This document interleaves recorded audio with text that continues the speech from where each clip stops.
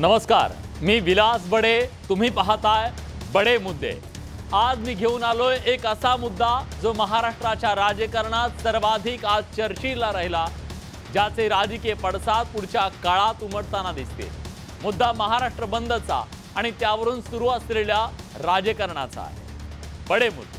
सुरुवातीला आज दिवसभरातले महत्त्वाचे मुद्दे आपण जाणून घेतोय.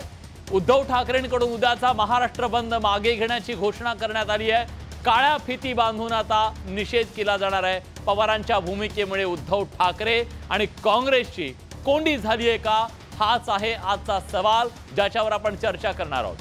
दुसरा महत्त्वाचा मुद्दा, मुख्यमंत्री पदाचा चेहरा जाहीर करण्याचा उद्धव ठाकरेंचा आग्रह कायम आहे. मात्र काँग्रेस आणि शरद पवारांचं त्याच्याकडचं जे साफ दुर्लक्ष आहे ना, त्याचा अर्थ काय?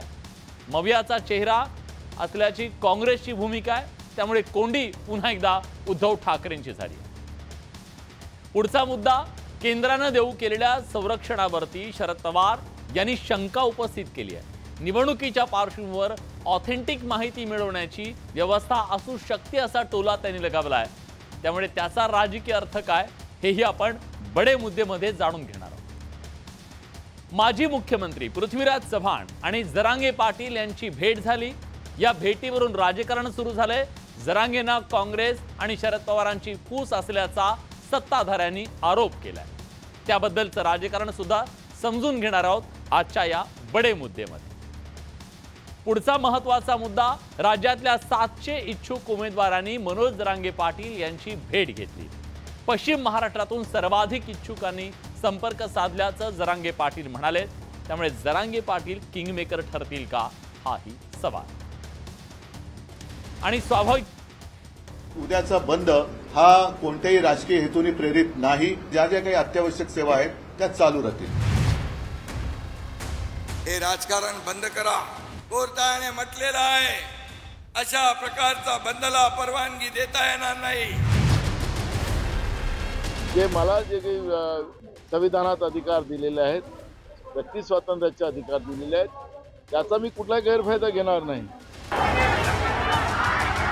एक दिवसाचा बंद करून तो बंद अत्यंत शांततेनं पार पाडावा. शेतातून जनभावना व्यक्त करण्याची काळजी घ्यावी. उद्याच्या बंदच्या आड पोलिसांची दादागिरी होऊ देऊ नका.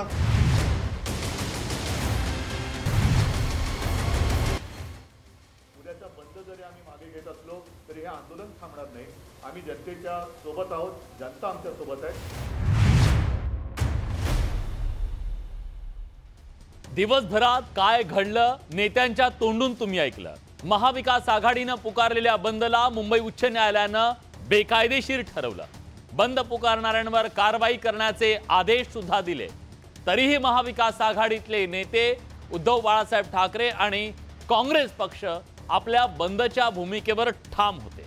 पण संध्याकाळ होता होता शरद पवार यांचा ट्विट बॉम्ब पडला आणि उद्धव ठाकरेंसह काँग्रेसची कोंडी झाली, फरफट झाली.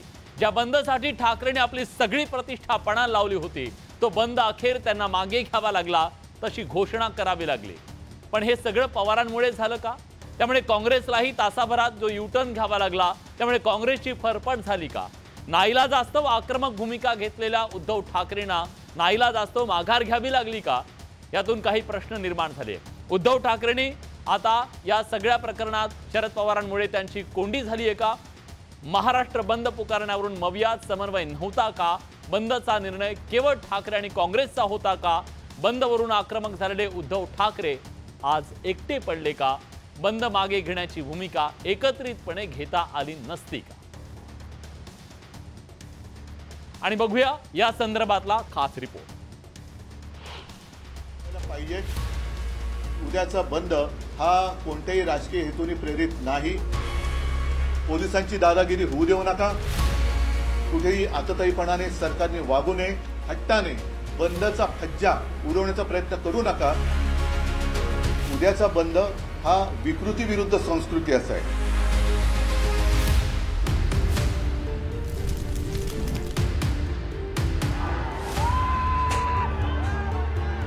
शनिवारचा बंद यशस्वी करण्याचं आवाहन केल्यानंतर अवघ्या काही तासात उद्धव ठाकरेंना आपला निर्णय फिरवण्याची वेळ आली. उद्याचा बंद जरी आम्ही मागे घेत असलो तरी हे आंदोलन थांबणार नाही. आम्ही जनतेच्या सोबत आहोत, जनता आमच्या सोबत आहे आणि माता भगिनींच्या रक्षणाकरता सुरक्षित बहीण ही जी काही एक योजना नव्हे, जी आजच्या काळाची गरज आहे, ती आंदोलनाच्या रूपाने आम्ही चालू ठेवू. मुंबई उच्च न्यायालयानं मवियाचा संप बेकायदेशीर ठरवल्यानंतर महाविकास आघाडीच्या नेत्यांनी आपली भूमिका बदलली. काळा झेंडा आणि तोंडाला काळी पट्टी बांधून दुपारी 11 वाजता ते 12 वाजेपर्यंत आम्ही पूर्ण महाराष्ट्रामध्ये या पद्धतीचं आंदोलन नाही, पण या मुस्कुटदाबीच्या सरकारच्या धोरणाच्या विरोधात आम्ही लोक शांततेनं बसू. बदलापूर अत्याचाराच्या घटनेवरून महाविकास आघाडीनं हा बंद पुकारला, पण बंदचं आवाहन केल्यानंतर काही तासात बंद मागे घेण्याची नामुष्की उद्धव ठाकरेंवर ओढवली. बंदवरून महाविकास आघाडीत उद्धव ठाकरेंची कोंडी झाल्याचं पाहायला मिळालं. आधी शरद पवारांनी कोर्टाच्या निर्णयाचा हवाला देत बंद मागे घेण्याचं सोशल मीडियावरून आवाहन केलं. त्यानंतर काँग्रेसनं त्यांच्या सुरात सूर मिसळला. त्यामुळे उद्धव ठाकरे बंदच्या मुद्द्यावरून महाविकास आघाडीत एकाकी पडल्याचं चित्र पाहायला मिळालं. सरकार बेकायदेशीर आहे, त्याच्यावर कोणी निर्णय देत नाही. सरकार राज्य घटनेच्या विरुद्ध काम करते आहे, त्याच्या विरुद्ध निर्णय देत नाही सुप्रीम कोर्ट. पण बेकायदेशीर सरकार कोर्टात जात आहे आणि जनतेचं आंदोलन चिरडण्यासाठी याचिका दाखल करते, त्यावर मात्र तात्काळ निर्णय दिला जातो. खरं तर उद्धव ठाकरेंनी बंद जाहीर केल्यानंतर त्याला कोर्टात आव्हान देण्यात आलं होतं. बंद बेकायदेशीर असल्याचा दावा याचिकेत करण्यात आला होता. बंदमुळे जनजीवन विस्कळीत होणार असून सर्वसामान्य जनतेला बंदचा त्रास होणार असल्याचा दावा याचिकाकर्त्यांकडून करण्यात आला. तसंच राजकीय पक्षांनी पुकारलेला बंद असंवैधानिक ठरवण्याचा हायकोर्टाला अधिकार आहे. सरकार बंद रोखणार नसेल तर कोर्टानं हस्तक्षेप करावा अशी विनंती याचिकेत करण्यात आली. कोर्टानं हा बंद बेकायदेशीर ठरवलाय. जर कोणी बंद केला तर त्यांच्यावर कायदेशीर कारवाई करण्याचे आदेश कोर्टानं दिले. माननीय न्यायालयाने भारतीय संविधानाच्या अखत्यारीत आज जो निर्णय दिलेला आहे आणि त्या निर्णयाच्या आधारे बंद करता येणार नाही, बंद पुकारणं हे बेकायदेशीर आहे असं म्हणत बंद पुकारणाऱ्या सगळ्या ज्या काही संघटना आहेत त्या संघटनांना नोटीस बजावलेली आहे. बदलापूरच्या घटनेवरून बंदच्या माध्यमातून राज्य सरकारला घेरण्याचा प्रयत्न महाविकास आघाडीच्या नेत्यांनी केला, पण बंदवरून महाविकास आघाडीच्या नेत्यांमध्ये समन्वयाचा अभाव असल्याचं समोर आलं. Bureau report, news 18 Lokmat. तर उद्याचा महाराष्ट्र बंद मागे घेण्याच्या संदर्भात शरद पवार यांनी एक ट्विट केलं आणि त्या ट्विटच्या नंतर मग काँग्रेस आणि शिवसेनेच्या उद्धव बाळासाहेब ठाकरे पक्षाला सुद्धा ती भूमिका घ्यावी लागली. शरद पवारांनी आपल्या ट्विटमध्ये काय म्हटलं, काय भूमिका व्यक्त केली कोर्टाच्या निर्णयाच्या नंतर. बदलापूर घटनेच्या पार्श्वभूमीवर उद्या दिनांक 24 ऑगस्ट 2024 रोजी राज्यव्यापी सार्वजनिक बंदचं आवाहन करण्यात आलं होतं. त्यात 2 अजाण बालकांवर झालेला अत्याचार हा अतिशय घृणास्पद होता. परिणामी समाजातील सर्व स्तरातून या बाबतीत तीव्र लोकभावना उमटल्या. या बाबीकडे सरकारचं लक्ष वेधण्याचा हा प्रयत्न होता. हा बंद भारतीय राज्यघटनेच्या मूलभूत अधिकारांच्या कक्षेत होता. तथापि माननीय उच्च न्यायालय मुंबई यांनी सदर बंद घटनाबाह्य असल्याचा निर्वाळा दिला. सदर निर्णयाच्या विरोधात माननीय सर्वोच्च न्यायालयात तातडीनं दाद मागणं वेळेच्या मर्यादेमुळे शक्य नाही. भारतीय न्यायव्यवस्था संविधानात्मक संस्था असलेल्या संविधानाचा आदर राखून उद्याचा बंद मागे घ्यावा असं आवाहन करण्यात येत आहे. शरद पवार यांनी आवाहन केलं आणि मग तातडीनं त्याच्यानंतर काँग्रेसनं सुद्धा भूमिका घेतली आणि मग उद्धव ठाकरेंनी सुद्धा पत्रकार परिषद घेत बंद मागे घेतल्याची घोषणा केली. पण आज ज्या काही राजकीय घडामोडी घडल्या ना, त्याच्यातून काही मूलभूत सवाल निर्माण होत आहेत. आपण हे बडे मुद्दे जाणून घेऊया. हे बडे सवाल आहेत आजचे. शरद पवार यांनी उद्धव ठाकरेंची कोंडी केली आहे का? कारण ज्या प्रकारे याची घोषणा करण्यात आली त्या आणि उद्धव ठाकरेंनी आक्रमक भूमिका घेतली होती, त्यामुळे हा प्रश्न निर्माण होतोय. मवियामध्ये बंदवरून समन्वय नव्हता का? अगदी घोषणा करण्यापासून ते मागे घेण्यापर्यंत 3 वेगवेगळे भूमिका सातत्यानं वेगवेगळे जण बोलत होते. बंद ठाकरे काँग्रेसचा होता की मवियाचा होता असा प्रश्न या निमित्तानं निर्माण झाला. कारण शरद पवारांनी अगदी शेवटच्या क्षणी बंदच्या संदर्भातली घोषणा केली आणि पुढचा प्रश्न बंदवरून उद्धव ठाकरे एकटे पडले का, हा सवाल आज या चर्चेच्या निमित्तानं उपस्थित होतोय आणि म्हणूनच आज याबद्दल आपण चर्चा करणार आहोत। आपल्यासोबत मान्यवर पाहुणे या चर्चेमध्ये सहभागी होत आहेत। आपण या चर्चेमध्ये सहभागी पाहुण्यांची ओळख करून घेऊया। आपल्यासोबत भाजपचे प्रवक्ते केशव उपाध्ये असतील, आपल्यासोबत विधान परिषदेचे विरोधी पक्षनेते अंबादास दानवे असतील, काँग्रेसचे नेते भाई जगताप सुद्धा असतील आणि त्याचबरोबर याचिकाकर्ता ॲडव्होकेट गुणरत्न सदावर्ते सुद्धा या चर्चेमध्ये स्टुडिओमध्ये माझ्या समोर असतील। पण महाविकास आघाडीत मुख्यमंत्री पदाच्या चेहऱ्यावरून जो वाद निर्माण झाला, 4 भिंतीच्या आड तरी मुख्यमंत्री पदाचा चेहरा ठरवा अशी भूमिका उद्धव ठाकरेंनी घेतली, तर काँग्रेस आणि शरद पवारांनी ठाकरेंच्या भूमिकेला फारसं काही महत्त्व दिलं नाही। परिणामी महाविकास आघाडी बिनचेहऱ्यानं निवडणुकीला सामोरी जाणार आहे का, असा प्रश्न निर्माण झाला। तुझ्या जास्त जागा आल्या तर तुझा मुख्यमंत्री होईल, मग तुझी जागा मी पाडणार, माझी जागा तू पाडणार, तो आपली जागा तो पाडणार। म्हणजे पाडापाडीच्या राजकारणामध्ये युतीला काय महत्व राहिलं? ज्याच्या जागा जास्त होतील नाही, आधी ठरवा आणि चला पुढे। उद्धव ठाकरेंनी आगामी विधानसभा निवडणुकीसाठी मुख्यमंत्री पदाचा उमेदवार जाहीर करण्यावरून ठाम भूमिका घेतली आहे। पत्रकारांसोबतच्या अनौपचारिक गप्पांमध्ये उद्धव ठाकरेंनी मोठं वक्तव्य केलं। 4 भिंतींच्या आड तरी मुख्यमंत्री पदाचा चेहरा ठरवा, ज्यांच्या जास्त जागा निवडून येतील त्यांचा मुख्यमंत्री बनेल हे सूत्र नको।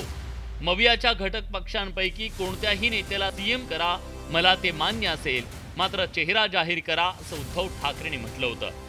तर दुसरीकडे शरद पवारांनी कुणालाही प्रोजेक्ट करण्यात इंटरेस्ट नसल्याचं वक्तव्य करत उद्धव ठाकरेंची मागणी एक प्रकारे धुडकावून लावली। माझ्या पक्षाकडून मी सिव्हिल सांगू इच्छितो की आमच्याकडे कुणाला इंटरेस्ट नाही, आमच्याकडून कुणाला प्रोजेक्ट करायचं नाही, आम्हाला महाराष्ट्राच्या सत्तेत परिवर्तन हवं। शरद पवार यांच्यासारखीच भूमिका काँग्रेसने घेतली आहे। महाविकास आघाडी म्हणून निवडणुकीला सामोरं जाऊ असं विजय वडेट्टीवार यांनी स्पष्ट केलंय। आम्ही महाविकास आघाडीतर्फे आम्ही पुढे जातो आहोत, महाविकास आघाडी म्हणून लढणार आहोत। आम्ही महाविकास आघाडीतर्फे आम्ही पुढे जातो आहोत, महाविकास आघाडी म्हणून लढणार आहोत। खासदार संजय राऊत यांनी याआधीच मुख्यमंत्री पदावर दावा केलाय। त्याला महाराष्ट्रातील काँग्रेस नेत्यांचा विरोध असल्याची चर्चा रंगलेली असताना उद्धव ठाकरेंनी त्यांची भूमिका स्पष्ट केली आहे। मात्र मवियातील काँग्रेस आणि शरद पवारांची राष्ट्रवादी काँग्रेसनं सीएम पदाच्या चेहऱ्यावरून नाकं मुरडली आहेत। एकंदरीत 2019 मध्ये बंद दाराच्या आड झालेल्या चर्चेचा दावा उद्धव ठाकरेंनी केला, त्यावरून राज्याच्या राजकारणाचा चेहरा मोहरा बदलून गेला। 4 भिंतींच्या आडच्या मुद्द्यावरून काय होणार याची उत्सुकता निर्माण झाली आहे। Bureau report, news 18 Lokmat. दिवसभरातला आणखीन एक मोठा मुद्दा, बडा मुद्दा, केंद्रीय गृह मंत्रालयाने देऊ केलेल्या सुरक्षेवर शरद पवार यांनी सवाल उपस्थित केला। निवडणुकीच्या तोंडावर पाळत ठेवली जात असल्याचा मुद्दा या निमित्तानं चर्चेला आलाय। महाराष्ट्रातल्या पोलिसांवर केंद्रीय गृहमंत्र्यांचा विश्वास नाही असा टोला संजय राऊतांनी लगावला, तर नेत्यांची सुरक्षितता महत्त्वाची असल्याचा मुद्दा भाजपने उपस्थित केला।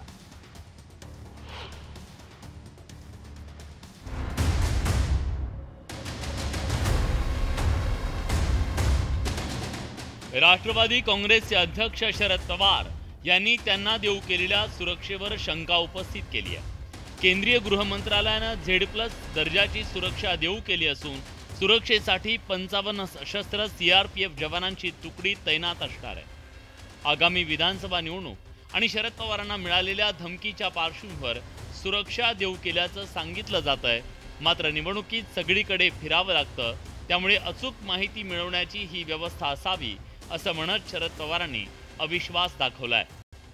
कशासाठी हे मला माहिती, कदाचित निवडणूक आहे, निवडणुकीला मी सगळीकडे फिरलं त्यामुळे ऑथेंटिक माहिती मिळवायची व्यवस्था नक्की काय मला माहिती नाही। संजय राऊत आणि सुप्रिया सुळे यांनीही सुरक्षेच्या मुद्द्यावरून तोफ टाकली आहे। कुठलीही प्रशासकीय यंत्रणा किंवा सुरक्षितता आणि सर्वसामान्य मायबाप जनता आणि आदरणीय पवारसाहेब यांच्यामध्ये सिक्युरिटी कधी आलेली नाही आणि कधी येणारी नाही। आता का ठेवली, कशाला ठेवली याचं उत्तर तुम्हाला गृहमंत्र्यांनाच विचारावं लागेल.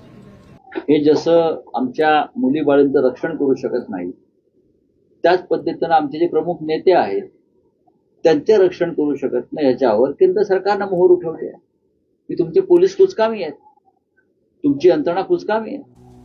भाजपचे प्रदेशाध्यक्ष चंद्रशेखर बावनकुळेंनी सुरक्षेमागची कारणं सांगितली. जेव्हा Z+ सुरक्षा मिळतं तेव्हा काहीतरी निवडणुकीच्या काळात कोणीतरी वेगवेगळ्या पद्धतीने नेत्यावर, जसं राज ठाकरे साहेबावर त्या ठिकाणी बीडमध्ये झालं, असे आधार असतात. म्हणजे शरद पवार साहेबांच्या कुठल्याही एखादी अशी घटना कुणीही घडवू नये. निवडणुकीच्या तोंडावर पुरवण्यात येणाऱ्या सुरक्षेच्या मुद्द्यावरून शरद पवारांनी पाळत ठेवली जात असल्याची शंका उपस्थित केली. त्यामुळे या मुद्द्यावरून पुन्हा एकदा राजकारण सुरू झालंय. Bureau report, news 18 Lokmat. दिवसभरातला आणखीन एक महत्त्वाचा मुद्दा. माजी मुख्यमंत्री पृथ्वीराज चव्हाण तिकडे मनोज जरांगे पाटील यांच्या भेटीसाठी गेले. त्यावरून आता जोरदार राजकारण सुरू झालंय. कारण तसंच आहे, जरांगेंच्या आंदोलनाला काँग्रेस आणि शरद पवार यांची फूस असल्याची टीका आता सत्ताधारी करतायत, सुरुवातीपासून करतायत. तर या भेटीनंतर सत्ताधाऱ्यांनी पुन्हा एकदा तोफ डागली आहे.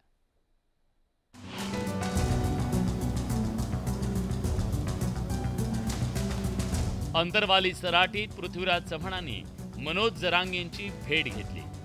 विधानसभा निवडणुकीच्या पार्श्वभूमीवर या भेटीकडे राजकीय दृष्टिकोनातून पाहिलं जातं.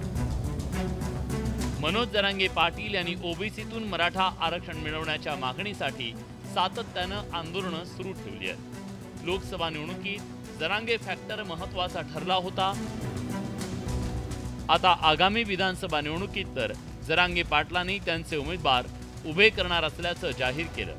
या सगळ्या घडामोडीनंतर पृथ्वीराज चव्हाण अंतरवाली सराटीत पोहोचले.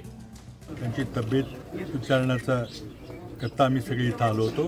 काही दिवसापूर्वी ते पश्चिम महाराष्ट्राच्या दौऱ्यावर आले असताना सातारला त्यांना त्रास झाला होता. त्यावेळेला मी कराडला असताना भेटायला जाणार होतो, पण ते लवकर निघून गेले. त्यावेळेला मी औरंगाबादला जेव्हा येईल तेव्हा निश्चितच सध्याच्या भेट घ्यायला येईन असं मी सांगितलं होतं. आज तो योग आला. निवडणुकांची रणधुमाळी सुरू असताना पृथ्वीराज चव्हाणांनी जरांगेंसोबत राजकीय चर्चा झाली नाही असं वक्तव्य केलं. मात्र सत्ताधाऱ्यांनी या भेटीवरून जोरदार टीका केली. मनोज जरांगे यांची भूमिका आणि त्यांची वक्तव्य विरोधी पक्षांना मदत करणारी असतात हे अनेकदा सिद्ध झालंय. याकडे सत्ताधाऱ्यांनी लक्ष वेधलंय. मनोज जरांगेंना विरोधकांची फूस असल्याच्या आरोपाचा काँग्रेसकडून स्पष्ट शब्दात इन्कार करण्यात आला. त्यांची तब्येत चांगली नसल्यामुळे हे कळल्यामुळे रजनीताई पाटील आमच्या खासदार आणि आमचे माजी मुख्यमंत्री पृथ्वीराज चव्हाण साहेब तब्येत विचारायला त्यांच्याकडे गेलेत आणि त्यांनी चॅनलला पण त्यावेळेस इंटरव्ह्यू दिलेला आहे. विधानसभा निवडणुकांच्या तोंडावर नेत्यांनी आता दौरे आणि गाठी भेटींना सुरुवात केली आहे. मात्र पृथ्वीराज चव्हाण आणि मनोज जरांगे पाटलांच्या भेटीवरून तर आज दिवसभरातला सगळ्यात महत्त्वाचा मुद्दा, महाविकास आघाडीनं महाराष्ट्र बंदची उद्या हाक दिलेली होती. पण त्या पार्श्वभूमीवर आधी आक्रमक असलेल्या महाविकास आघाडीच्या नेत्यांना न्यायालयाच्या निर्णयाच्या नंतर जेव्हा संप बेकायदेशीर आहे असं सांगण्यात आलं, त्यानंतर त्यांना संप मागे घ्यावा लागला. पण शरद पवार यांनी ती भूमिका घेतल्यानंतर काँग्रेसची फरफट झाली का आणि उद्धव ठाकरेंची कोंडी झाली का, याबद्दल आपण चर्चा करणार आहोत. आपल्या चर्चेमध्ये सहभागी होण्यासाठी मान्यवर पाहुणे आपल्या सोबत जोडले जात आहेत. स्टुडिओत माझ्या सोबत आता या चर्चेसाठी ज्यांनी ही याचिका दाखल केली आणि न्यायालयाने त्याच्याबद्दल निर्णय दिला असे ॲडव्होकेट गुणरत्न सदावर्ते आपल्या सोबत जोडले गेलेले आहेत. स्वागत आहे तुमचं. आणि त्याचबरोबर आपल्या सोबत आता केशव उपाध्ये सुद्धा या चर्चेमध्ये सहभागी होत आहेत. केशवजी, तुमचं सुद्धा स्वागत. अंबादास दानवे थोड्याच वेळात या चर्चेमध्ये सहभागी होत आहेत आणि बाई जगताप सुद्धा येत आहेत. आणि राष्ट्रवादी शरदचंद्र पवार पक्षाचे मुख्य प्रवक्ते महेश तपासे सुद्धा या चर्चेत सहभागी होत आहेत. पण या चर्चेला सुरुवात मला गुणरत्न सदावर्ते यांच्याकडून करायची आहे. सदावर्तेजी, तुम्ही आज न्यायालयामध्ये या बंदला विरोध केला. या न्यायालयामध्ये विरोध करत असताना तुम्ही तुमची भूमिका मांडली, न्यायालयाने ती मान्य केली आणि हा संप बेकायदेशीर ठरवला. त्यानंतर जे काही राजकारण घडलं, आता थोड्या वेळापूर्वी उद्धव ठाकरे यांनी पत्रकार परिषद घेतली आणि तुमच्यावरती टीका केली आहे. मला वाटतं सुरुवातीला आपण उद्धव ठाकरे काय म्हणाले तुमच्याबद्दल ते प्रेक्षकांना ऐकूया आणि त्यावर मला तुमचं उत्तर घ्यायचंय. उद्धव ठाकरे काय म्हणाले बघूया आपण. आवडते लोक आहेत ते कोर्टात जातात आणि बरोबर नेमक्या ठिकाणी जसं मराठा आरक्षण असेल मग इतर काही गोष्टी असतील इकडे हे अडथळे निर्माण करत असतात तर लोक त्यांना ओळखू नये. त्या घटनांची जबाबदारी कोण घेणार आहेत? हे जे कोणी याचिका करते हे कोर्टात गेले त्यांच्यावरती आता ही पुढची जबाबदारी राहील. घडणाऱ्या गुन्ह्याचा किंवा अत्याचाराची जबाबदारी त्यांच्यावरती आणि मग उच्च न्यायालय त्याची जबाबदारी घेणार आहे का हा सुद्धा एक प्रश्न आहे. ठीक आहे, उद्धव ठाकरे काय म्हणाले सदावर्तेजी तुम्ही ऐकलंय. पहिला मुद्दा त्यांनी उपस्थित केला की तुम्ही सरकार धार्जिणे आहात, तुम्हाला हा आरोप मान्य आहे का? उद्धव ठाकरेचा अभ्यास कमी आहे, उद्धव ठाकरेची परिपक्वता कमी आहे आणि त्याच्यामुळे जे लेकरं आमच्यासारखे 5 पैशाचा बिस्किट खाऊन वाढलेले असतात त्यांना माहीत असते की ग्रासला काय आहे. ते असे इम्पोर्टेड बिस्किट खाऊन वाढलेली लेकरं असतात ना त्यांना की नाही समाजाच्या शेवटच्या स्तरापर्यंतची माहिती नसते. उद्धव मी आज सांगत आहे सर्वसामान्य शेवटच्या माणसापर्यंतची काळजी घ्यायला भारताचं संविधान सक्षम आहे. आणि तुम्ही काय स्वतःला ठेकेदार समजता का? अरे दिशा साली यांना तुम्ही काय न्याय देऊ शकता ते बोलून दाखवा. त्याच्यामुळं उद्धव मला जास्त वेळ वाया घालायचा नाही उद्धव ठाकरेवर बोलण्यात आणि राष्ट्रवादी काँग्रेसचे वयोवृद्ध पुढारी शरद पवार यांच्यावर बोलण्यात. मला एकच म्हणायचं आहे, कुणी कितीही मोठं तुम्ही राजकारणामध्ये होत असाल तर त्याच्या बाबतीमध्ये तुम्ही पॉलिटिकली जनमताच्या आधारे कुणी कुठेही जाऊ शकेल, परंतु कुणी सुद्धा स्वतःला कायद्यापेक्षा मोठं समजू नये. त्यामुळं हा जो मुद्दा होता हा मुद्दा हा राजकीय नव्हता. आमचा मुद्दा असा होता सिंपल भाषेमध्ये, जो टॅक्सीवाले हजारो म्हणजे 35,000 टॅक्सी मी कोर्टामध्ये लाईव्ह दाखवलं की अशा प्रकारे 35,000 टॅक्सीवाले उभे राहणार आहेत.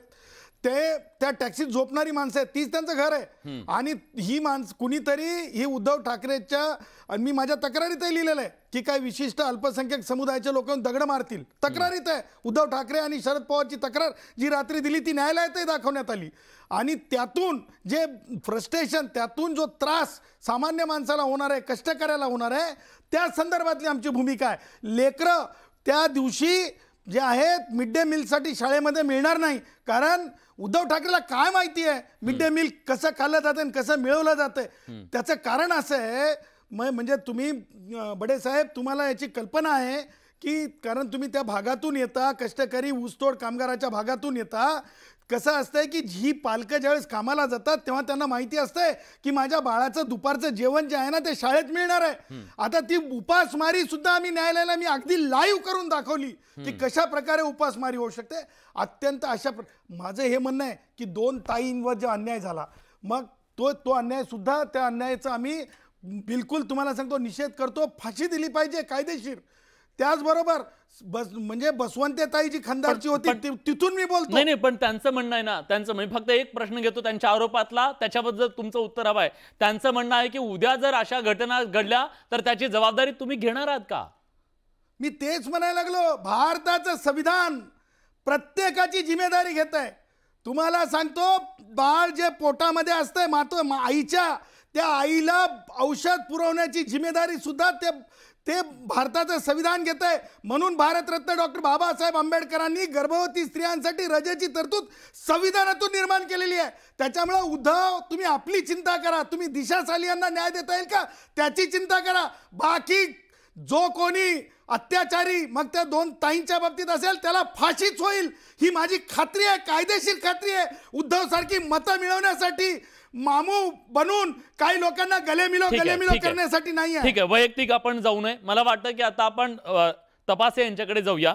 महेशजी, आज जो चर्चेला आपण मुद्दा घेतोय त्याच्याबद्दल मला तुमचं मत हवं आहे. असं का झालं अशी चर्चा आहे. आम्ही प्रश्न तो उपस्थित केलाय की शरद पवार साहेबांनी आज जी भूमिका घेतली त्यामुळे उद्धव ठाकरे यांची राजकीय कोंडी झाली का, काँग्रेसची फरफट झाली का तुमच्या एका त्या निर्णयामुळे? असं बोलणं पूर्णपणे अयोग्य आहे, कारण उद्धव ठाकरेंचा पक्ष असेल, काँग्रेस पक्ष असेल आणि आमचा राष्ट्रवादी काँग्रेस पक्ष शरद पवारांच्या नेतृत्वाला असेल, आम्ही सर्व कायद्याचं राज्य मानणारे लोक. त्याच्यामुळे उच्च न्यायालयामध्ये सदावर्तींची याचिका होती, त्याच्यावर एक निर्णय झाला. त्या निर्णयाचा आदर ठेवून उद्याचा महाराष्ट्रव्यापी बंद मागे घेतलेला, आंदोलन मागे घेण्यात आलेलं नाही. सरकारचं निदर्शन करणं हा प्रत्येक नागरिकाचा नैतिक अधिकार आहे, तो घटनेने दिलेला अधिकार आहे. बंदच्या संदर्भामध्ये न्यायालयाचं काही मत आहे, त्याचा आम्ही आदर ठेवतो. परंतु सरकारचं चुकलेलं धोरण, महाराष्ट्रामध्ये वाढत असलेली गुन्हेगारी, मुलींवर होणारे अत्याचार, वाढत असलेली गर्दखोरी, या सगळ्यांवर आवाज उठवण्याचा सामान्य नागरिकाचा तो अधिकार आहे आणि तो अधिकार राजकीय पक्षांना सुद्धा आहे. त्याच्यामुळे आम्ही आमच्या जिल्ह्यामध्ये असेल, नेते त्यांच्या विभागामध्ये असेल, तोंडाला काळी फीत लावून, हाताला काळा बँड लावून आम्ही आमच्या पद्धतीने एक सामुदायिक निदर्शन करू, जो आमचा अधिकार आहे. त्याच्यामुळे आम्ही आमच्या भूमिकेपासून बाजूला झालेलं नाही. कोर्टाचा नक्कीच आदर केला पाहिजे, प्रत्येक नागरिकाने केला पाहिजे. जे सदावर्तांनी केलं त्यांच्या त्या अधिकारामध्ये होतं, आम्ही जे करत होतो आमच्या अधिकारामध्ये आहे. ठीक आहे महेशजी, या चर्चेमध्ये मला विधान परिषदेचे विरोधी पक्षनेते अंबादास दानवे यांना सुद्धा जोडायचं आहे. अंबादासजी, आत्ता थोड्या वेळापूर्वी उद्धवजींची जी पत्रकार परिषद झाली, ती पत्रकार परिषद महाराष्ट्रानं ऐकली. उद्धवजी स्पष्टपणे म्हणाले की आम्हाला कोर्टाचा निर्णय मान्य नाही, पण आम्ही त्याचा आदर करतोय आणि आम्ही उद्या बंद मागे घेतोय. पण दुपारपर्यंत निर्णयाच्या नंतर सुद्धा तुमचा पक्ष आणि काँग्रेस ज्या उद्याच्या बंदच्या बद्दल ठाम होते, शरद पवार यांच्या त्या ट्विटच्या नंतर तुमची राजकीय कोंडी झाली का?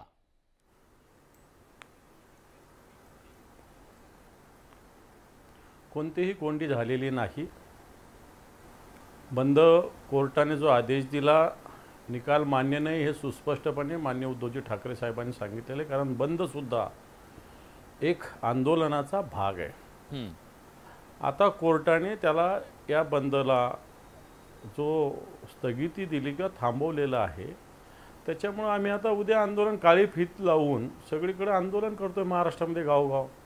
आंदोलनाची धग तीच राहणार आहे, आंदोलनाचा प्रकार फक्त बदलतोय. आणि म्हणून मला असं वाटत नाही की असं काही पवार साहेबांनी ट्विट केलं म्हणून कोर्टाचा आदर तर सगळ्यांना करायलाच पाहिजे ना. त्याच्याविषयी कोणाचे आपण, नाही तर मग सगळे ही मंडळी जी सत्ताधारी मंडळी कोर्टाचा सतत अवमान, संविधानाचा सतत अवमान करतो, त्यांच्यासारखंच आम्ही जर वागलो तर त्यांच्यात आणि आमच्यात काय फरक राहणार आहे. आणि म्हणून आम्ही पूर्णपणे न्यायालयाचा, न्यायव्यवस्थेचा पूर्णपणे आदर करून मला असं वाटतं उद्या आम्ही काळ्या फिती लावून गावोगाव, तालुक्याच्या ठिकाणी, जिल्ह्याच्या ठिकाणी आंदोलन करतोय. अंबादासजी, मला थोडंसं, तिन्ही पक्ष मिळून करतोय. हो अंबादासजी, मला थोडंसं त्याच्यामध्ये तुम्हाला एक पार्श्वभूमी सांगायची आहे. न्यायालयाचा जेव्हा निर्णय आला ना, त्याच्यानंतर आम्ही तातडीनं काँग्रेस आणि तुमच्या नेत्यांना संपर्क केला आणि त्यांची भूमिका काय आहे त्याबद्दल सांगितलं. तेव्हा काँग्रेस आणि तुमच्या नेत्यांनी स्पष्टपणे सांगितलं, अगदी राज्याचे माजी मुख्यमंत्री असलेल्या पृथ्वीराज चव्हाणांनी सांगितलं की आम्ही ठाम आहोत, आम्ही उद्या बंद करणार आहोत. पण शरद पवार यांच्या ट्विटच्या नंतर तुमच्याकडे कुठला पर्याय उरला नाही का? तुम्हाला तुमची तलवार मॅन करावी लागली का? महाराष्ट्रानं हे पाहिलंय म्हणून मी तुम्हाला विचारतो. असं काहीही नाही, कारण शेवटी न्यायालयाचा आदर करायचा का नाही तर केलाच पाहिजे.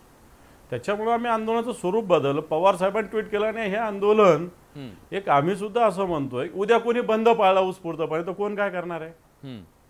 समजा ठीक आहे, राजकीय पक्षांनी बंद पुकारलेला नाहीये आणि जनतेनंच आपसुक बंद पाळला, तर त्याला काय तुम्ही बळजबरी त्याला बंद मागे घेऊ शकता का? म्हणजे सर्जिकल लोक पाळू पण शकतील, हे पण सांगतो तुम्हाला मी उद्या.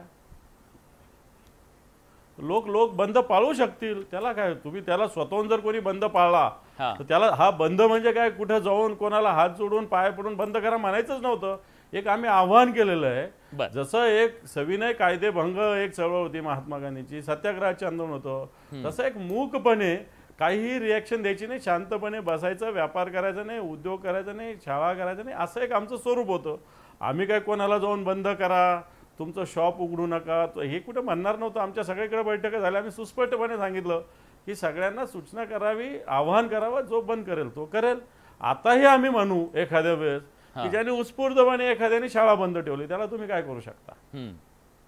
बर केशवजी, तुम्हाला पटतंय हे? आणि उद्या संभाव्य अशा सर्जिकल स्ट्राईक साठी सुद्धा तुम्ही तयार आहात का? मला 2 मुद्दे प्रामुख्याने मांडायचे आहेत विलास. त्यातला पहिला मुद्दा एकतर स्वाभाविक आहे की न्यायालयाच्या आदेशानंतरनं खरं म्हणजे कालच हे रात्री आपण चर्चेत होतो आणि त्यावेळी भूमिका मांडत होतो की जे करणं आवश्यक होतं ते सरकार या ठिकाणी सजग होतं आणि सरकार करण्याचा प्रयत्न करत होतं आणि कुठलाही तऱ्हेचा गुन्हेगार असो त्याला शिक्षा झाली पाहिजे. तो कुठलाही जाती पंथ धर्म पक्षाचा असो काही देणे घेणं नाही. नंबर 1 तरी सुद्धा केवळ एक राजकारण करायचं या भूमिकेतनं अशा प्रकारची भूमिका जाहीर केली होती. आज सकाळी सुद्धा उद्धव ठाकरेंची पत्रकार परिषद झाली, त्यात सुद्धा त्यांनी हेच मांडलं होतं. आता अंबादास दानवे खूप काही वेगळं बोलतायत, पण सकाळी उद्धव ठाकरेंची भाषा जी होती ती भाषा जर आपण ऐकली असेल तर या पद्धतीचंच होतं. तिसरं या सगळ्यातला मुद्दा असा आहे की या सगळ्यामध्ये जो राजकीय मुद्दा आहे, एक पहिला मुद्दा मेरिटवरचा होता. मगाशी मी चर्चा केली की खरं म्हणजे सरकार अतिशय गंभीरतेने हे प्रकरण हाताळत आहे, त्यामुळे सरकार गंभीर आहे आणि त्या न्याय मिळेल यासाठी प्रयत्न करेल. हा पहिला मेरिटचा मुद्दा आपल्या चर्चेतला. दुसरा राजकीय मुद्दा जो आहे तो खरं म्हणजे उद्धव ठाकरेंची झालेली कोंडी आपण सगळे गेले काही दिवस सातत्याने बघतो होतो. किंबहुना अंबादास दानवे सुद्धा एकदा काही बोलून गेले तर नाना पटोले म्हणजे अंबादास दानवे बोलतात त्याला फार मत द्यायची गरज नाही. म्हणजे उद्धव ठाकरे मुख्यमंत्रीपद जाहीर करा म्हणतात, त्यावेळी दोन्ही पक्ष काही बोलत नाहीत. उद्धव ठाकरे आणखीन काही गोष्टी दिल्लीत जाऊन आले, त्यांना सोनिया गांधी भेटल्या की नाही तर फोटोसा जाहीर आला नाही. त्यांनी जरी सांगितलं असलं तरी तो फोटोसा आला नाही, त्यामुळे त्यांना ती भेट मिळाली की नाही हेही माहिती नाही. सगळ्यात सांगत्याच्या विश्वास ठेवायचा असं म्हणायचं. तिसरं त्यातलं असं आहे की काही आज शरद पवार यांनी ती भूमिका घेतली की अशा पद्धतीत बंद करता येणार नाही आणि नाईलाजानी उद्धव ठाकरेंसोबत ते स्वीकारावं लागलं. एक या ठिकाणी महाविकास आघाडीमध्ये ना उद्धव ठाकरेंना मुख्यमंत्री पदाचं काही त्यांना मिळतंय, काही सन्मान मिळतोय ना कुठल्या काल तर त्यांना काँग्रेसचा गळ्यामध्ये गमछा घालून बसावं लागलं. ही इतकी वाईट अवस्था सगळ्यात झाली आणि मला खरंच अंबादास दानवेंचं एका अर्थाने कौतुक वाटतं की शिवसेनेची जी पद्धत होती म्हणजे ही उभाठा आहे. अंबादास दानवे आपल्या वक्तव्यातच सांगितलं की आम्ही कुठेच काय करणार होतो, आम्ही लोक करणार होती, आम्ही काहीच करणार नव्हतो. शिवसेना मुंबईत म्हणजे आपण सगळे मुंबईत वाढलेलो आहोत विलास, आणि शिवसेना मुंबईत बंद कशी करते, काय ताकद असते शिवसेनेची हे आपण अनुभवलं होतं, पाहिलं होतं, सगळ्या गोष्टी केल्या होत्या. पण आता ज्या पद्धतीने आमचे मित्र अंबादास दानवे सांगतायत की आम्ही कुठे काहीच करणार नव्हतो, लोकच करणार होती, यातनं आता शिवसेना राहिली फक्त उभाठा राहिलंय हेही त्यातनं सिद्ध झालं. सरते शेवटी जनतेला कळत असतं सरकार गंभीर आहे हे जनतेला कळतंय, पण राजकारण करून अराजकता निर्माण दानवेजी जी शिवसेनेची ताकद होती, मुंबई बंद करण्याची शिवसेनेची ताकद होती, ती संधी तुमच्याकडे होती, ती तुम्ही गमावली असं सूचित करतायत ते. मला असं वाटतं आपण विषयांतर करतोय. आपण जे विषय बंद याच्यावर करत असताना शिवसेनेची ताकद लोकसभेत चांगली भारतीय जनता पार्टीनं अनुभवलेली आहे, पूर्णपणे मुंबईत नाही महाराष्ट्रात अनुभवलेली आहे. पुन्हा पुन्हा दाखवण्याची काही आवश्यकता नाही, उरली सुरली विधानसभेत ती दाखवून देऊ भारतीय जनता पार्टीला. मला असं वाटतं त्याच्याविषयी जास्त काही शिवसेनेची ताकद या महाराष्ट्रात जोखणारा अजून पैदा व्हायचा आहे आणि भारतीय जनता पार्टी तर मुळीच काही करू शकत नाही हे स्पष्ट सांगतो. राहिला सरकारचा मुद्दा, सरकारवर सुस्पष्टपणे सर्वोच्च न्यायालयाने उच्च न्यायालयाने सगळ्या बाबतीत सांगितलेलं आहे.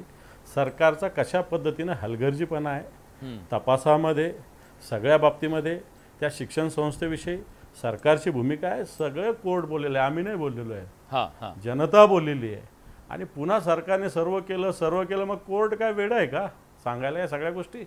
याची खुलासे करा. कोर्ट फटकारतंय, चांगले चाबूक ओढतंय कोर्ट, तरी हे लोक सांगतात की सरकारने सगळं केलंय, सरकारने सगळं केलंय. केंद्रीय बाल हक्क आयोगाचे लोक येतात, सगळे लोक येतात, सरकारवर दोषारोप करतात आणि सरकारने सगळं केलंय, सगळं केलेलं आहे. ठीक आहे, केशवजी बोला. विलास मला उत्तर द्यायचं, मला नंतर सदावर मला नक्की अंबादास दानवेजी खरं तर अंबादास दानवेजी आज विसरले असतील. पुन्हा कोर्टाचाच विषय सांगतो की आणि त्यावेळी मला उद्धव ठाकरेंची संवेदनशीलताबद्दल प्रश्नचिन्ह उपस्थित करायचं आहे. काल दुःख त्यांना खूप झालं आणि स्वाभाविक आहे, संवेदनशील नेते त्या सगळ्या घटना प्रकाराबद्दल, बदलापूरबद्दल. पण उद्धव ठाकरे मुख्यमंत्री असताना या राज्यामध्ये 1 लाख महिला बेपत्ता झाल्या, तोही कोर्टाने रस्त्यावरती भाष्य केलंय. मला वाटतं अंबादास दानवे उद्धव ठाकरेंचं अपयश तुम्ही मान्य करणार नाही का की एक मुख्यमंत्री असताना त्यांच्या राज्यामध्ये 1 लाख महिला बेपत्ता होतात आणि मी तोंडी बातमी सांगत नाही, ही न्यायालयात जे घडलं तेच सांगतोय, तुम्ही न्यायालय विश्वास मला असं वाटतं खोटं सांगताय, त्यामुळे बोलतायत. माझ्याकडे सगळी आकडेवारी आहे, माझ्याकडे सगळी आकडेवारी आहे. आताच्या सरकारच्या काळात देवेंद्रजी गृहमंत्री असताना सगळ्यात जास्त महिला चर्चा झाली तर न्यायालयाने गायब होण्याचे प्रकार आहे, किडनॅपिंगचे प्रकार आहे, ऍसिड फेकण्याचे प्रकार आहे, उत्तर प्रदेश नंतर सगळ्यात जास्त प्रकार कुठं घडले असेल तर महाराष्ट्रात घडलेले उरणची घटना घडली, कोपर खैरण्याची घटना घडली, अमरा भायंदरची घटना घडली, बदलापूरची घटना घडली. केशवजी तुम्ही जेव्हा असा गंभीर आरोप करताय मला वाटतं त्याच्याबद्दलची माहिती द्या, त्याच्याबद्दलची माहिती द्या, डिटेल माहिती द्या. मला वाटतं आपण वेग होऊ नये. प्लीज विलासजी, काल आज सगळ्या वर्तमानपत्रात बातमी मी सकाळी ते ट्विट पण केलं बातमीचं. त्या सरकार कोर्टाने राज्य सरकारला विचारलं 2019-2021 या काळामध्ये ज्या 1 लाख महिला गायब झाल्या, त्या गायब झालेल्या महिलांच्या बद्दल काय सरकारची भूमिका आहे, त्यापर्यंत काय भूमिका आहे सांगा. आता 21 ते 2023 किती सांगा. मी सांगतो किती असो, 21 प्रश्न महिला गायब किती सांगा, त्याचा पण आकडा द्या. मी नाही तर मी आकडा देतो तुम्हाला. अहो मला तुम्ही सांगा ना, एक हिला काय अर्थ आहे अंबादानवेजी? मी प्रश्न विचारतो उत्तरच देत नाही तुम्ही. तुमच्या काळात काय? अरे तुम्ही, मी विचारतोय तुम्हाला प्रश्न की या काळामध्ये बरं काल कोर्टात झालंय, कोर्टामध्ये झालं त्याच्याबद्दल बोला. तुम्ही बोलतच नाही अंबादासजी, आणि तुम्ही म्हणताय की बाकीचं चर्चा. याच्याबद्दल तुम्हाला गम्य वाटत नाही का, दुःख वाटत नाही का, शरम वाटत नाही का, संवेदना नाही त्या घटनेबद्दल? मला वाटतं त्याच्याबद्दल पण उद्या आंदोलन केलं पाहिजे की उद्धव ठाकरे मुख्यमंत्री असताना आमच्या मुख्य कार्यकाळामध्ये 1 लाख महिला बेपत्ता झाल्या, त्याचं पण आम्हाला दुःख होतं, हे तुम्ही म्हटलं पाहिजे. तर तुमची खरी महिला प्रतींची जी संवेदना आहे मी मान्य करीन. माझं म्हणणं आहे 21 ते 23 किती गायब झाल्या जरा सांगा. तुम्ही 2020 चर्चा करू. आधी मला मी प्रश्न कोर्टाचा विषय चाललाय, त्याची पण चर्चा करू. मी चर्चा करायला तयार आहे. माझा प्रश्न 19 आज जे कोर्टाचा संदर्भ आलाय, कोर्टाच्या कालच कोर्टात झालंय, त्याच्याबद्दल तुम्ही दुःख व्यक्त करणार आहात की नाही? तुमची संवेदनशीलता खरी आहे की नाही? मला आज या जाहीर चॅनल चर्चेमध्ये मला ऐकायचं आहे की उद्धव ठाकरेंच्या कार्यकाळात ज्या महिला बेपत्ता झाल्या त्याबद्दल आम्हाला दुःख वाटतं, ही तुमची अंबादानची संवेदना आहे की नाही मला सांगा. एवढं सगळे लोक बघतात चर्चा आपली. ठीक आहे अंबादाजी, सगळे लोक बघतायत. ठीक आहे, मी उत्तर घेतो. बोलायला तयार नाहीत.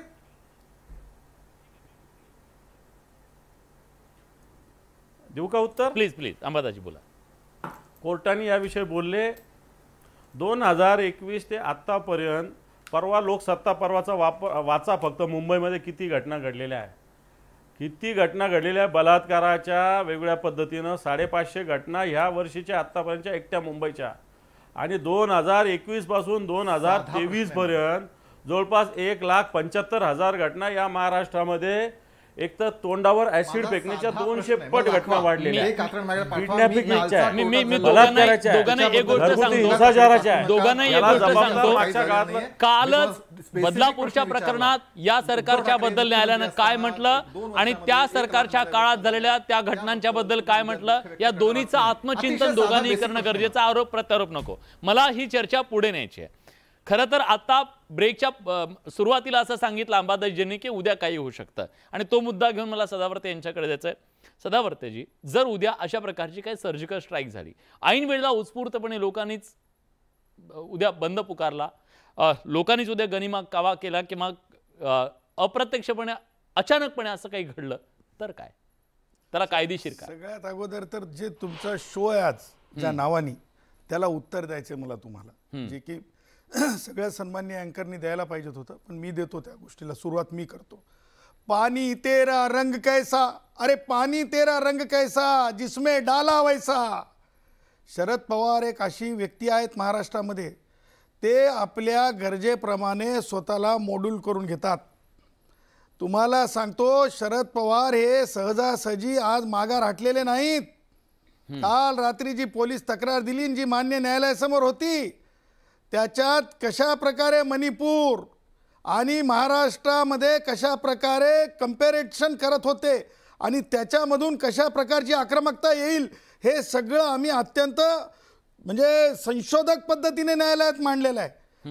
ही एक बाब झाली. शरद पवार तेरा रंग कैसा, अरे जिस पाणी में डाला वैसा, अशी परिस्थिती आहे पाण्यासारखी. दुसरा मुद्दा मला सन्माननीय दानवे साहेबांना सांगायचं आहे. दानवे साहेब, बोलाचा भात बोलाची कडी नसते. न्यायालयाला कधी सुद्धा दिलेल्या न्यायालयाच्या निर्णयाला मी ह्या दारानं नाही तर मी मागच्या दारानं जातो, खिडकीतून उडी मारून जातो, हे असं काही चालत नसतंय. ही लबाडी सुद्धा अनेक जजमेंट्समध्ये आलेली आहे. आणि आज तुमच्या पक्षाला नोटीस बजावण्यात आलेली आहे. 9 तारखेला तुम्हाला हजर होय तुम्ही वकील घेऊन.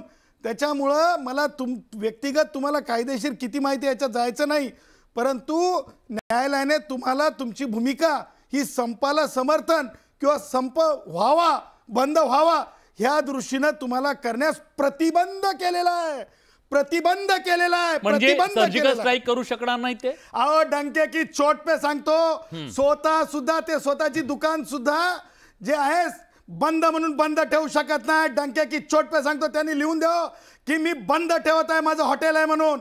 ते सुद्धा ठेवता येत नाही, त्याला एस्टॅब्लिशमेंट लॉ लागलेला आहे. ठीक आहे अंबादाजी. मला वाटतं मला कायदेशीर काही माहिती नाही, पण एखाद्याने उत्स्फूर्तपणे स्वतःहून बंद पाळला तर त्याला कोणी थांबवू शकत नाही.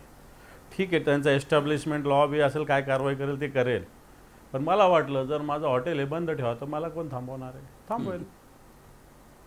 बरं ठीक आहे. मला तपासेंना विचारायचं आहे. तपासेजी, खरं तर शरद पवार यांच्या भूमिकेच्या संदर्भात तर सदावर्तींनी प्रश्न उपस्थित केला, पण मला त्याच्या पलीकडे जाऊन विचारायचं आहे. जेव्हा या संपाची घोषणा झाली, महाराष्ट्राने हे पाहिलंय, नाना पटोलेंनी पहिल्यांदा त्याची घोषणा केली, दुसऱ्या दिवशी उद्धव ठाकरेंनी घोषणा केली, आणि आज न्यायालयाचा निर्णय येण्याच्या आधी काही मिनिटापूर्वी शरद पवार यांनी आपली भूमिका जाहीर केली. असं का झालं की महाविकास आघाडीचा हा निर्णय होता, तर तो वेगवेगळ्या पद्धतीनं जाहीर का झाला, आणि जेव्हा त्याची माघार घेतली तेव्हा कोणी ट्विटरवर करतंय, कोणी मीडियाच्या समोर करतंय, कोणी पत्रकार परिषदेत घेतंय. हा समन्वयाचा अभाव नाही का? पहिली गोष्ट तर महाविकास आघाडीमध्ये जेवढे निर्णय होतात ते समन्वयाने होतात. या बंदची जी घोषणा झाली ती ट्रायडेंटमध्ये झालेल्या महाविकास आघाडीच्या बैठकीनंतर सगळे महाविकास आघाडीच्या घटक पक्षातले प्रमुख नेते यांच्या उपस्थितीमध्ये ते झाली. त्याच्यानंतर पक्षातले वेगवेगळ्या स्तरावरचे नेते असतील, त्यांनी ट्विट केलं असेल, कोणी बाईट दिला असेल, कोणी टीव्हीच्या समोर आले असतील, परंतु ही घोषणा त्या ठिकाणी समन्वय समितीच्या बैठकीनंतर तातडीने झाली, ही लक्षात घेतली पाहिजे. दुसरी गोष्ट, पवार साहेबांचं राज्याच्या राजकारणामध्ये त्यांचं लक्ष किती एवढा बारकाईने त्याचं लक्ष होतं की तिकडे हायकोर्टामध्ये झालेला निर्णय ह्याची ताबडतोब माहिती, म्हणजे बाकी कोणाला पोहोचेल ना पोहोचेल तोपर्यंत पवार साहेबांनी त्याचं गांभीर्य लक्षात घेऊन त्याच्या ट्विट करायच्या अगोदर काँग्रेसच्या प्रमुखांशी आणि शिवसेनेच्या प्रमुखांशी चर्चा करून, दोघांची चर्चा करून तो ट्विट टाकला असावा. कारण असं ते बिना चर्चा केल्या पवार साहेब कधी करत नाही. ज्यांना असं वाटतं की पवार साहेबांनी परस्पर तो ट्विट टाकला त्यांना अजून शरद पवार माहिती नाही, असं माझा स्पष्ट आरोप आहे. पवार साहेबांनी तो ट्विट हा दोन्ही पक्षाच्या घटक पक्षांच्या नेत्यांची चर्चा करून टाकला. अर्थात पवार साहेबांनी ट्विट टाकला, त्याच्यानंतर काही काँग्रेसच्या नेत्यांनी त्यांची भूमिका मांडली. आमचे अध्यक्ष जयंत पाटील साहेब, कारण आमच्यातल्या अनेक लोकांना ते माहित नव्हतं हायकोर्टामध्ये अशा प्रकारचा निर्णय झाला. आम्ही उद्याच्या बंदच्या तयारीमध्ये होतो. पण राहुलजी एक गोष्ट लक्षात घ्या. जेव्हा हा निर्णय झाला ते महेशजी जेव्हा हा निर्णय झाला तेव्हा उद्धव ठाकरे खूप पुढे निघून गेले होते. त्यांच्या प्रतिष्ठेचा हा विषय झालेला होता. त्यांनी आज सांगितलं की मुंबईची जीवनवाहिनी असलेली लोकल सुद्धा बंद करा, बस सुद्धा बंद करा. त्यांनी आक्रमकपणे त्यांची रणनीती आखलेली होती. अशा सगळ्या परिस्थितीमध्ये त्यांची कोंडी झाली असं नाही वाटत? त्यांच्या इमेजला धक्का लागला असं नाही वाटत? अजिबात नाही. शिवसेनेच्या दृष्टिकोनातून त्यांची जी पारंपरिक काम करण्याची पद्धत आहे त्या अनुषंगाने त्यांनी त्यांच्या कॅडरला त्या अशा प्रकारचे आदेश दिले. काँग्रेस आणि राष्ट्रवादी जी पारंपरिक कार्य करायची पद्धत आहे, आंदोलन करायची पद्धत आहे, तशा प्रकारचे आम्ही आमच्या कॅडरला आदेश दिले. आणि हे सगळं झालं असताना पवार साहेबांचं मध्येच ट्विट आलं. पवार साहेब पुण्यामध्ये, उद्धव साहेब मुंबईत आहेत, नाना पटोले साहेब पण मला वाटतं महाराष्ट्रात कुठे मला सांगता येणार नाही. परंतु हे सगळं होत असताना सगळं गडबडीचं, म्हणजे एकीकडनं सीआयडीचा फोन, एकीकडनं आमच्यावर लोकल पोलीस स्टेशनवरनं आम्हाला नोटिसा, या सगळ्या घडामोडींवर जेव्हा ती बातमी आली त्याच्यानंतर पहिले आम्हाला थोडा वेळ लागला ती माहिती डायजेस्ट करून गेला. पवार साहेबांच्या कार्यालयामध्ये विचारल्यानंतर त्या ऑपरेटरलाही पूर्ण माहित नव्हतं. मग पक्षातल्या काही प्रमुख लोकांना विचारते, बोलले हो ट्विट तर आल्या पण काय भूमिका माहिती नाही. त्याच्यानंतर लगेचच 10 मिनिटांनंतर उद्धव ठाकरे साहेबांची पत्रकार परिषद झाली. त्यांनी कायद्याला दुजोरा देऊन उच्च न्यायालयाचं सर्व तुमचं उत्तर मिळालं. त्याच्यानंतर त्यांनी सांगितलं आंदोलन मागे घेत नाही, बंद जर मला अंबादाजींना विचारायचंय. अंबादाजी, या महाराष्ट्रानं पाहिलंय बाळासाहेब एकदा बोलले मुंबई बंद बंद. त्याची काय जी काही किंमत मोजायची असेल ना ती त्यांनी मोजलेली आहे. बाळासाहेबांनी ती किंमत मोजलेली आहे. बहुतेक आपला संपर्क त्यांच्यापर्यंत होत नाहीये, मी पुन्हा त्यांच्याकडे जाण्याचा प्रयत्न करतो. केशवजी, आज जे काही घडलं त्याच्यानंतर ते असं म्हणाले की काम करण्याची पद्धत आहे, वेगवेगळ्या पक्षांची काम करण्याची पद्धत आहे, शिवसेनेची काय पद्धत आहे ती आपण सगळ्यांनी बघितलेली होती. तुम्हाला वाटतं हे जर डिफरन्सेस आहेत त्याच्या या सगळ्या घडामोडींतून समोर आले? असं आहे, या महाविकास आघाडीमध्ये मतभेद आहेच, होते ते लोकसभेच्या वेळेस दिसून आले, परस्पर जागा जाहीर करण्यापासून अनेक गोष्टी दिसून आल्या आणि जशी विधानसभा निवडणूक समोर येते तसं ते अधिक जाणवत आहे. आणि सगळ्यात महत्वाचं, ज्या उद्धव ठाकरेंना भारतीय जनता पार्टी सोबत असताना एक सतत सन्मान मिळायचा, भारतीय जनता पार्टीचे नेते मातोश्रीवर जायचे, सन्मान द्यायचे, त्याचबरोबर एका अर्थाने महायुतीमध्ये असताना त्यांना सर्व प्रकारचा निर्णय प्रक्रियेत सहभागी करून घेतलं जायचं. याच्या उलट उद्धव ठाकरे आता महाविकास आघाडीमध्ये एकटे पडल्याचं स्पष्ट, कारण काँग्रेस आणि राष्ट्रवादीची एक शरद पवार गटाची एक विशिष्ट विचार करण्याची पद्धत आहे, त्यांची कार्यपद्धती वेगळी आहे, जी उद्धव ठाकरेंसाठी फारच म्हणजे त्या एका अर्थाने उद्धव ठाकरे मातोश्री सोडून दिल्लीला काय जातात, 3 दिवस राहतात काय, 3 दिवसानंतर त्यांना सोनिया गांधीची भेट मिळते की नाही हे माहिती नाही, राहुल गांधी कसे भेटतात, या सगळ्यात मुख्यमंत्रीपदाचं आश्वासन मिळत नाही. ते इथे येऊन जाहीरपणे म्हणतात की मुख्यमंत्रीपदाचा उमेदवार जाहीर केला पाहिजे, त्याला विशेष दखल घेतली जात नाही. अंबादास दानवे त्यावरती काहीतरी बोलतात, तर नाना पटेल म्हणतात नाही तो काय आमच्यासाठी विषय महत्वाचा नाही, शरद पवार सांगतात की नाही आमच्यासाठी तो विषय महत्वाचा नाही. अशा पद्धतीचं जे सगळं चित्र पाहतोय आणि त्यात आज तातडीने खरं म्हणजे तिघांचं मिळून एकत्रित पत्र काढता आलं असतं लगेच, पण तरी सुद्धा लगेच ट्विट केलं. ठीक आहे केशवजी, अंबादासजी जोडले गेले.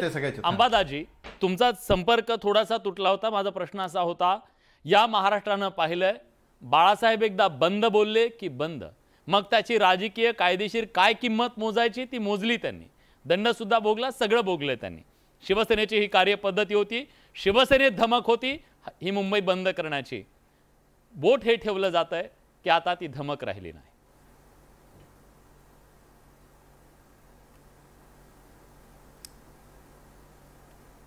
एक तर असं आहे, कोर्टाने बंदच्या आदल्या दिवशी असा आदेश दिलेला आहे. यादा आधीचे जे सगळे झालेल्या गोष्टी आहेत हे बंद झाल्यानंतर कोर्टाने दंड ठोठावलेल्याचे प्रकरण आहेत.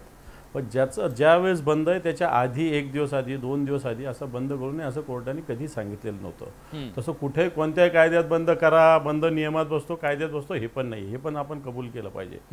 परंतु असे बंद होतात, वेगवेगळ्या विषयावर असे बंद होत असतात आणि बंद झाल्यानंतर मग कित्येक वेळेस नुकसान भरपाई भरावं लागली, कित्येक वेळेस दंड झाला, ह्या सगळ्या कायदेशीर प्रोसेस आहे. पण ह्या तुम्हाला आधी पण माहित होते ना, बंदची घोषणा करण्याच्या आधी अंबादासजी? त्या आम्ही स्वीकारलेले नाही आहे ना. हे बंद काय कुठे काय लिगल असतो अशातला थोडी भाग आहे.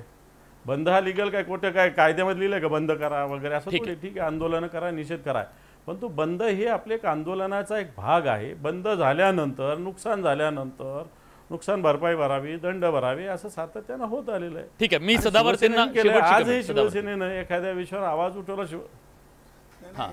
उद्धव ठाकरे यांची कायदेशीर अडचण अशी झाली, दानवे साहेब, with a great respect to you, तुम्हाला सांगतो की सकाळी ज्यावेळेस मी कोर्टामध्ये माननीय चीफ जस्टिस कोर्टाला सांगत होतो की बंद करता येत नाही, बेकायदेशीर आहे, त्यानंतर उद्धव ठाकरेंनी जे आहे कार्यक्रम पत्रिका जाहीर करण्यासारखं माध्यमांना सांगितलं. त्याच्यामध्ये न्यूज 18 लोकमत असेल किंवा आणखीन काही खाजगी चित्रवाहिन्या असतील, त्यांचे स्क्रीनशॉट आम्ही कलर काढले आणि आम्ही सांगितलं कोर्टाला की देशमुखांच्या जजमेंटमध्ये अशा प्रकारच्या गोष्टींना अत्यंत काळजीपूर्वक घ्यावं असं सांगण्यात आलं.